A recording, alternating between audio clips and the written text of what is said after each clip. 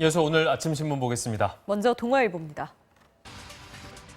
서울대와 연세대가 올해 고교 3학년의 입시 불이익을 줄이기 위한 수시 모집 전형안을 마련했다고 합니다. 교육계에 따르면 서울대는 올해 수시때 고3만 대상으로 하는 지역균형 선발 전형의 합격 조건 완화를 결정했습니다. 대학 수학능력시험 최저 학력 기준을 기존 3개 영역 이상 2등급 이내에서 3등급 이내로 완화하는 것이라는데요. 연세대는 학생부 종합 전형에서 3학년에 해당하는 비교과 반영을 최소화하기로 했다고 합니다. LG그룹이 지난 1956년 10월 처음으로 대졸공채를 도입한 지 64년 만에 상하반기 정기공채를 폐지하고 올해 하반기부터 신입사원 채용 방식을 상시채용으로 전환한다고 합니다.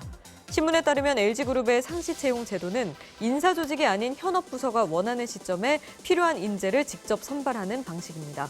현장 중심 인재를 적시에 확보해 적재적소에 배치함으로써 경영 환경과 기술 변화에 대한 대응력을 높이겠다는 것이라는데요.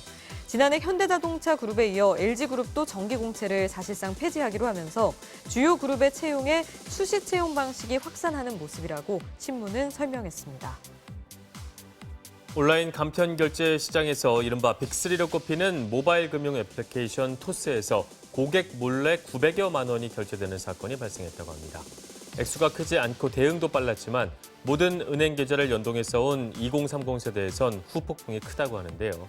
별도의 인증 절차 없이 간단한 개인정보만 입력을 하면 결제가 가능하다 보니 보안 사고의 우려가 커지고 있다고 합니다. 때문에 금융권에서는 앞으로 간편 결제 시장의 경쟁이 누가 더 쉽게 해서 누가 더 안전하게로 이동할 것으로 전망한다고 합니다. 미국 증시 나스닥 지수가 코로나19 충격 이전인 지난 2월 19일 세운 기록을 경신하는 등 연 이틀 최고치 행진을 이어가면서 처음으로 만선을 뚫었다고 합니다.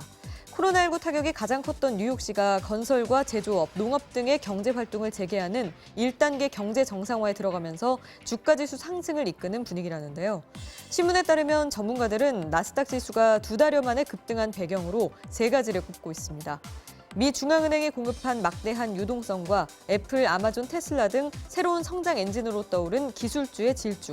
이와 함께 예상을 깨고 지난달 일자리가 급증해 V자 반등에 대한 기대를 높였기 때문이라고 합니다. 이른 무더위가 시작되면서 폭염에 취약한 이들이 갈 곳을 잃었다고 합니다. 코로나19 감염 확산 우려에 일부 무더위 쉼터 운영이 축소 중단되면서 더위를 피해 공원을 찾는 취약계층이 늘고 있다는데요. 일부 쪽방 상담소가 주민들을 위해서 무더위 쉼터를 운영하고 있지만 그마저도 감염 우려로 동시에 이용할 수 있는 인원이 3명으로 제한되는 등 이용이 쉽지만은 않다고 합니다. 때문에 본격적인 무더위가 시작되면 고령층 등 취약계층이 온열 질환에 노출될 수 있다는 우려와 함께 쪽방에는 에어컨이나 간이용 냉방기를 지원해야 한다는 지적이 나온다고 합니다. 한국산업안전보건공단이 지난 4월 발생한 이천 냉동창고 화재 참사가 용접 작업에 의한 화재였을 가능성이 있다고 봤다고 합니다. 공단이 여러 사례를 가정해 실험한 결과 지상 3층 엘리베이터 문틀을 전기 아크 용접기로 작업하다가 불똥이 지하 2층으로 떨어진 뒤 우레탄 뿜칠이 묻은 차광막과 보양제 등에 점화돼 불이 났을 가능성이 제기됐다는데요. 다만 이 내용은 공식 최종 사고 조사 보고서는 아니며 정확한 사고 원인은 여전히 조사 중이라고 합니다. 아침 신문 살펴봤습니다.